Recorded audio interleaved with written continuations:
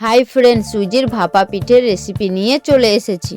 এখানে আমি সুজি নিয়েছি, সুজিতে কিছুটা দুধ ঢেলে নিচ্ছি। ঢেলে নিয়ে এইভাবে মিশিয়ে নেব, খুব পাতলা না খুব ঘনও না। আর একটু দুধ দিয়ে দিলাম, দিয়ে এবার নাড়িয়ে 2 চা চামচ গুঁড়ো দুধ নিয়েছি, সেটাও দিয়ে দিচ্ছি। দিয়ে ভালোভাবে নাড়িয়ে নিয়েছি। এখানে আমি নারকেল কুড়ে রেখেছি আর গুড় দিয়ে মিক্স করে নিলাম।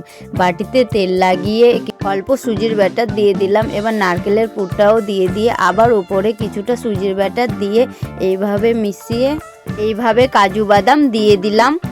ফেসবুকে দেখলে ফলো করবেন, ইউটিউবে দেখলে সাবস্ক্রাইব করবেন। এখানে কড়াইয়ে আমি জলটা ঢেলে নিচ্ছি, স্ট্যান্ড দিয়ে একটা থালা দিয়ে 2টো বাটি রেখে দিলাম। এবার ঢাকনাটা লাগিয়ে দিলাম, লাগিয়ে দিয়ে কিছুক্ষণ রেখে দিয়েছি।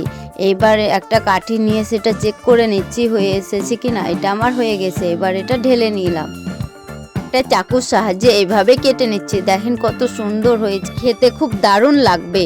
আবার নেক্সট ভিডিও নিয়ে আসছি।